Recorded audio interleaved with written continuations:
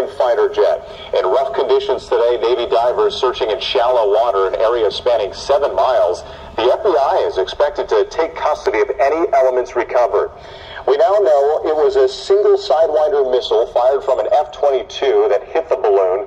Its giant surveillance bay, the size of 3 buses, detaching, then plummeting into the ocean, at least 60,000 feet below. This image showing the fighter jet. It eventually reached an altitude of about 58,000 feet as it tracked the balloon and fired. A U.S. senior official saying they had been monitoring the balloon for a week, and they took immediate steps to prevent its collection of intelligence. Audio from the fighter pilot who shot that balloon out of the sky. We have team coverage tonight. Mary Alice Parks at the White House standing by.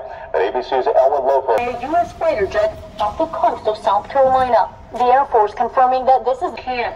Pentagon officials say the debris field stretches across 7 miles in shallow water. What the U.S. Navy is looking for, what the Coast Guard is looking for, is where is that payload? Where is the metal part of the balloon that was... The Biden administration facing criticism from Republicans, saying it should have been shot down sooner. Well, I can assure you that if we fly a balloon over China, they're going to shoot it down, and probably a lot sooner than we did.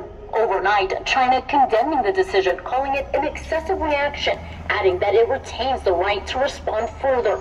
Beijing. You know that the balloon has violated U.S. airspace and international law, which is unacceptable. And so we've conveyed this directly to the PRC at multiple levels. Checked against the airship's collection of sensitive information. On Wednesday, as the balloon crossed Montana, President Biden was presented with options. Not doing damage to anyone on the ground.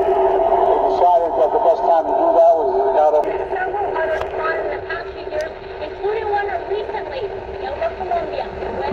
Ellen Lopez right there near the search. Thank you. Hi everyone, George Stephanopoulos here. Thanks for checking out the ABC News YouTube channel. It's been reported that the Chinese Communist Party are operating police stations in the United States in an effort to surveil Chinese dissidents.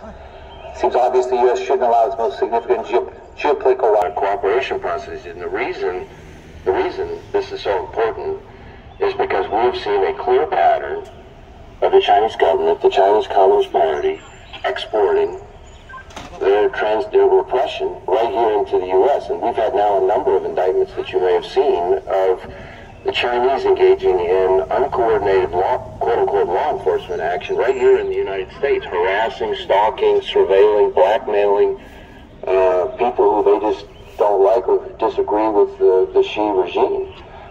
And so it's a real problem, and it's something that we're talking with our foreign partners about as well, because we're not the only country where this has occurred.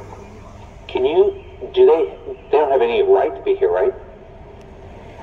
Well, we're looking into the legal parameters of it, so I want to be a little bit careful not to get out over my skis on that, but suffice to say, I can tell you from an FBI director perspective, I'm deeply concerned about this, and I'm not our mission. Do you think you have the ability to shut them down? Do you know if you have the right to shut them down? I would have to defer to the Department of Justice with respect to the... It would go to Justice, not Homeland Security? Okay. So it would be under FBI? Well, or to the extent... Objects than the first one, the Chinese surveillance balloon that spanned the size of 2 to 3 buses big. These are all appearing different in shape and size. We don't know yet if this has anything to do with the Chinese government or whether it is something else. So just a lot of things that we still don't know yet, but it's very clear that U.S. officials in defense and intelligence are zeroing in on these objects. Journalists, gagged Chinese scientists, actively spread misinformation, and done pretty much everything possible to prevent the kind of unfettered, evidence-based